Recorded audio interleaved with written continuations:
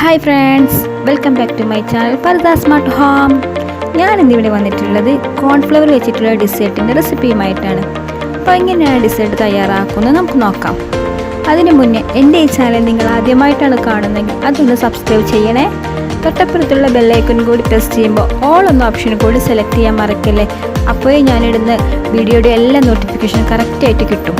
അപ്പോൾ നമുക്ക് വീഡിയോയിലേക്ക് പോവാം.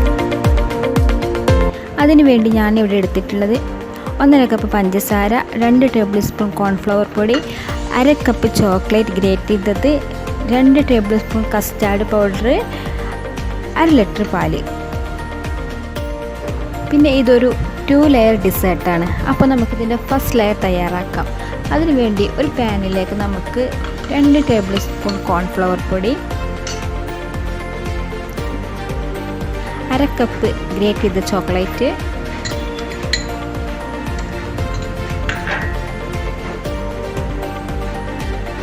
1/2 കപ്പ് പഞ്ചസാര, ഇതെല്ലാം കൂടി നന്നായിട്ടൊന്ന് മിക്സ് ചെയ്യാം. ഇനി നമുക്കിതിലേക്ക് 1/2 കപ്പ് പാലൂടെ ആഡ് ചെയ്യണം. എന്നിട്ട് നന്നായിട്ടൊന്ന് മിക്സ് ചെയ്യണം.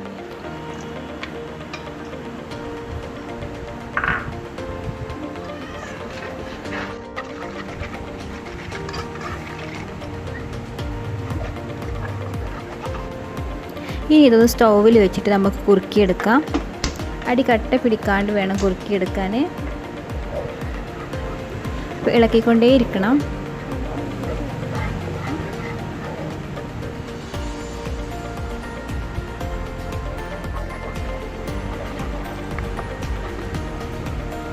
ഇത് നന്നായിട്ട് കുറുകി വന്നിട്ടുണ്ട്, ഇതാ ഇതുപോലെ.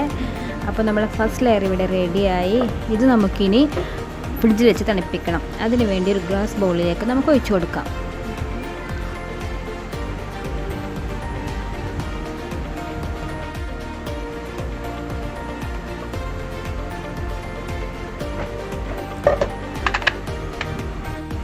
ഇത് നമുക്ക് ഫ്രിഡ്ജിൽ തണുപ്പിക്കാൻ വേണ്ടി വെക്കാം. ഇനി നമുക്ക് സെക്കൻഡ് ലെയർ റെഡിയാക്കാം. അതിന് വേണ്ടിയിട്ട് ഒരു പാൻ എടുത്തിട്ട് 2 ടേബിൾ സ്പൂൺ കസ്റ്റാർഡ് പൗഡർ,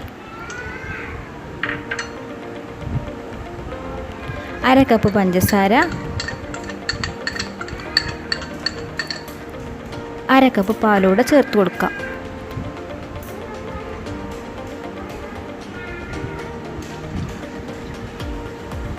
ഇതെല്ലാം കൂടെ നന്നായിട്ടൊന്ന് മിക്സ് ചെയ്യാം.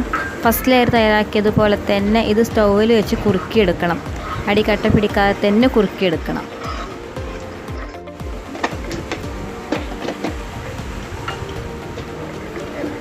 നന്നായിട്ട് കുറുക്കിയെടുക്കാം. നമുക്ക് അടി കട്ട പിടിക്കാതെ തന്നെ ഇതാ കുറുകി വരുന്നുണ്ട്.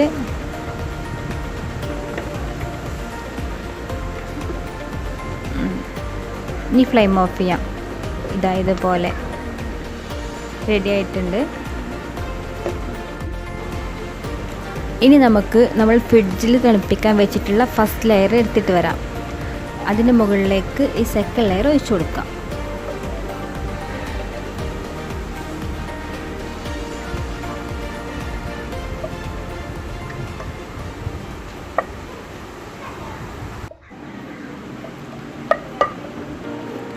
ഇനി ഇതിന് മുകളിലേക്ക് നമുക്ക് കുറച്ച് ചോക്ലേറ്റ് ഗ്രേറ്റ് ചെയ്തത് കൂടി ഇട്ട് കൊടുക്കാം.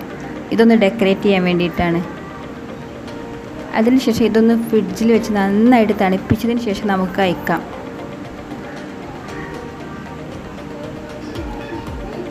ഒരു അടിപൊളി ഡെസേർട്ടാണ്. തണുപ്പിച്ച് കഴിക്കുമ്പോൾ നല്ല ടേസ്റ്റി ആയിട്ടുണ്ടാവും. നിങ്ങളെല്ലാവരും ട്രൈ ചെയ്ത് നോക്കണം. ഇൻഷാ അല്ലാഹ് അടുത്തൊരു വീഡിയോയുമായി നമുക്ക് വീണ്ടും കാണാം.